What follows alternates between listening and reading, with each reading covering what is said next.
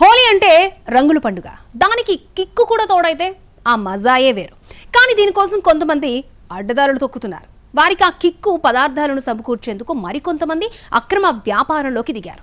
ఫలితంగా కొన్ని పదార్థాల్లో మత్తు కోసం గంజాయిని మిక్స్ చేసి అమ్ముతున్నారు. అలాంటి వారిని పోలీసులు అరెస్ట్ చేశారు. ఇక్కడ చూడండి, ఈ బాక్సులో కుల్ఫీ ఐస్ క్రీమ్ ఉంది.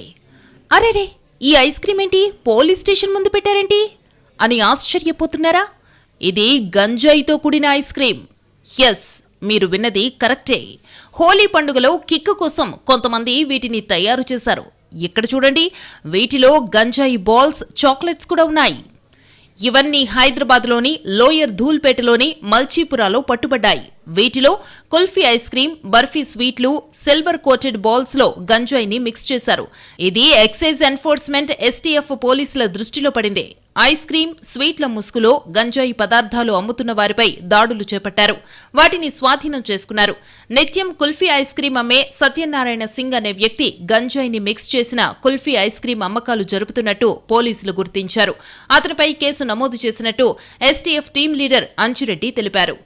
పూర్తిగా దుల్పేటలో దాదాపుగా 90% గంజాయి అమ్మకాలు నిలిచిపోయిన పరిస్థితుల్లో ఇలాంటి సమయాన్ని మేము ఏదైనా లీజర్గా ఉంటాము అన్న ఉద్దేశంతో వాళ్ళు సాహసం చేస్తారు అనే యాంటిసిపేషన్ తోటి మేము ముందుగానే ఆ హిస్టరీ ఉన్న చేసే అవకాశం ఉన్న వాళ్ళపైన నిఘా పెట్టడం జరిగింది. ఆ క్రమంలో ఈ మచిలీపుర ఏరియాలో ఉన్న ఈ ఐస్ క్రీమ్ కుల్ఫీ వ్యాపారి ఒక 100 బాక్సులు 200+ గ్రామ్స్ ఒక్కొక్క దాంట్లో ఉన్నాయి.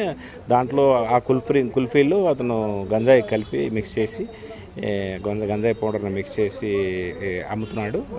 అవి దాదాపుగా ఒక 100 బాక్సులు దొరికినాయి. మరోవైపు మొయినాబాద్లోని ఓ చికెన్ సెంటర్లో గంజాయి విక్రయం కలకలం రేపింది. హోలీ వేళ గంజాయి అమ్మకం ఎక్కువగా ఉంటుందన్న నమ్మకంతో మహబూబ్ అనే వ్యక్తి గంజాయి తెప్పించాడు. ధూల్పేట్ నుంచి 4 కిలోల గంజాయి తీసుకొచ్చి రూమ్లో పెట్టుకున్నాడు.